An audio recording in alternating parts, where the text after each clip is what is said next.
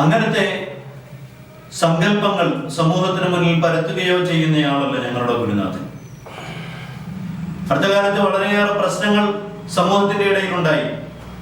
അവർ കരുതിയത് കള്ളംതോടിലെ PS തങ്ങൾ ഉപ്പാവയാണ് ഈ അഭിപ്രായം പറഞ്ഞത് എന്ന ജുഗുപ്സാവഹമായ രൂപത്തിൽ ഉപ്പാവയുടെ ഫോട്ടോസ് സോഷ്യൽ മീഡിയകളിൽ കൊണ്ടുവരികയും ഉപ്പാവയ്ക്ക് അങ്ങനത്തെ കുഞ്ഞുങ്ങൾക്ക് മുല കൊടുക്കാൻ പാടില്ല എന്ന അഭിപ്രായം പറയേണ്ട യാതൊരു കാര്യവുമില്ല, ഉപ്പാവ പറയില്ല.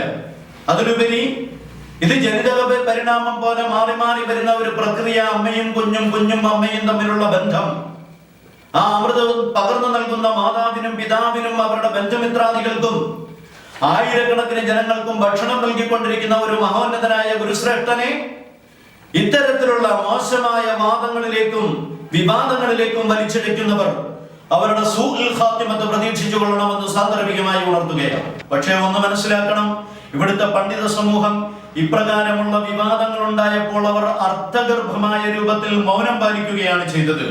ഒരു സയ്യിദ്, അതും ആരംഭ റസൂലുള്ളാഹിയുടെ 33ാമത് പൗത്രനാണെന്ന് എല്ലാവർക്കും അറിയാവുന്ന മഹാത്മാവ്, കടലുണ്ടിയിൽ വന്നടഞ്ഞ മുസല്ലയിൽ ആ മുസല്ലയെ കപ്പലാക്കിക്കൊണ്ട് യാത്ര ചെയ്തു വന്ന ആദരണീയരായ മുഹമ്മദ് ഹസൻ ജമലുലൈലി എന്ന മഹാത്മാവിന്റെ പേരക്കുട്ടിയാണെന്ന് അറിഞ്ഞുകൊണ്ട് തന്നെയാണ്, അതേപോലെ തന്നെ പനമ്പുഴയ്ക്കലെ ശൈഖ് ജമലുലൈലി എന്ന ഉന്നതരായ ആറ്റക്കോയ തങ്ങൾ ഉപ്പാവയുടെ പേരമകനാണെന്ന് അറിഞ്ഞുകൊണ്ട് തന്നെയാണ് ഈ മഹാത്മാവിന് നേരെ ചെളിവാരി എറിഞ്ഞത് എന്ന് ഞങ്ങൾക്ക് മനസ്സിലാകുന്നുണ്ട്. ഇവിടുത്തെ സമുദായ പ്രസ്ഥാനങ്ങളും അതുപോലെ ഇവിടുത്തെ തരീഖത്തിന്റെ പ്രസ്ഥാനങ്ങളും മറ്റിതര ആത്മീയ സംഘടനകളും എല്ലാം മൗനം പാലിക്കുകയോ അതല്ലെങ്കിൽ അർത്ഥഗർഭമായി ചിരിക്കുകയോ കളിയാക്കുകയോ പരിഹസിക്കുകയോ ചെയ്തപ്പോൾ ഒരു വസ്തുത ഞങ്ങൾക്ക് പറയുവാനുള്ളത്, അല്ലാഹുവിന്റെ റസൂലിന്റെ വിശുദ്ധമായ തൗഹീദാകുന്ന ഏകതത്വം അത് ഏതെങ്കിലും ഒരു മതത്തിന് വേണ്ടിയുള്ളതല്ല, മാനവികതയ്ക്ക് വേണ്ടിയുള്ളതാണ്. അത് സത്യത്തിന് വേണ്ടിയുള്ളതാണ്, ധർമ്മത്തിന് വേണ്ടിയുള്ളതാണ്.